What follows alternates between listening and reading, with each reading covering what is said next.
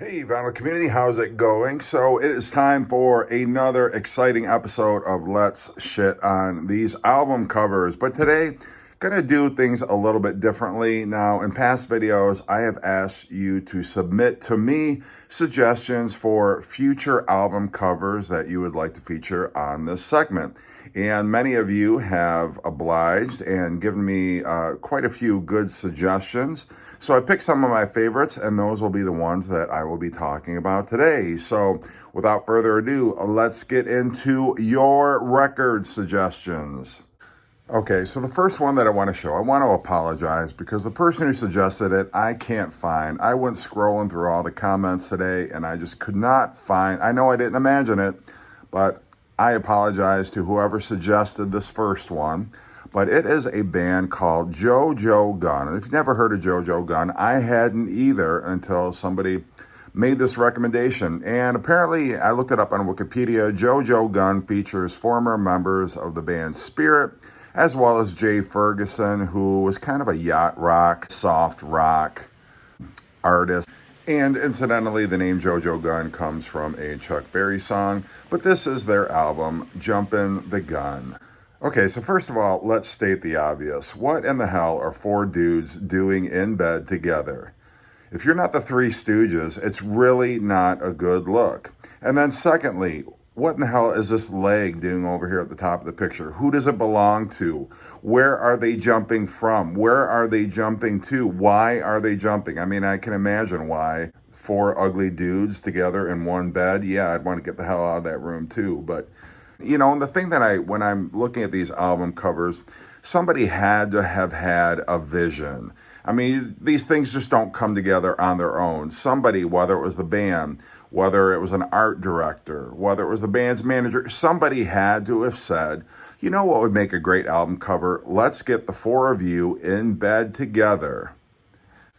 And nobody said, that's the worst idea ever. What else you got? That never happened. Those four dudes climbed into bed together like it was all perfectly normal, and then I imagine they superimposed some weird leg looking like it was jumping. Anyway, it's terrible. Okay, the next album cover that I want to show was suggested to me by a viewer who goes by the name Chanel number 19. Thank you, Chanel. And this is an album cover for Dolly Parton's 1973 album, Bubbling Over. Now, just a little background. This photograph was taken by Nashville photographer Les Leverett. And please tell me this guy never got work again after this abominable album cover. I don't know what he was snorting. I don't know what he was smoking. But this guy should never be allowed to touch a camera again. But the building in the background, and of course, that's the last thing you notice on this album cover is the building. But nonetheless, the building is the Country Music Hall of Fame, if you're interested. So right off the bat, the first thing you notice is Dolly's decapitated head floating at the top of this geyser of water, this huge water fountain. But then you've got little Dolly in the background too, for reasons unknown. The whole aesthetic of this album cover is just terrible. Bad idea, bad execution, makes absolutely no sense.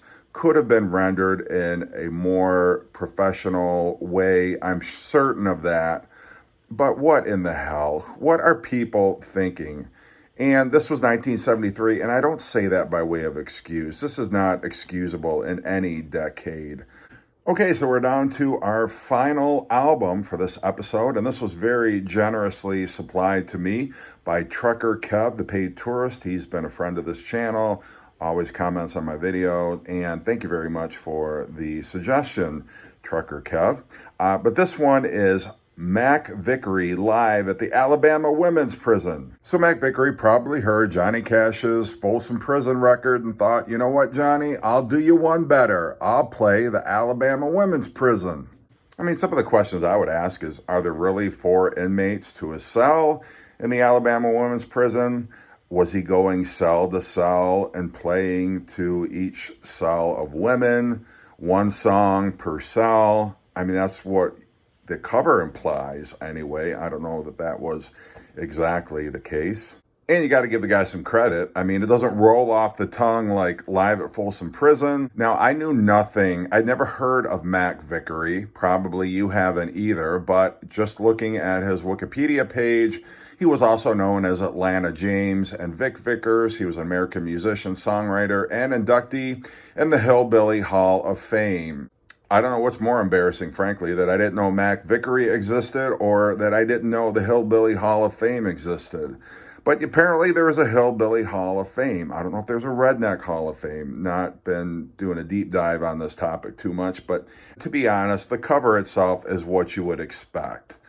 Mac Vickery at a women's prison. I think it's just the whole idea is what is so hysterical to me.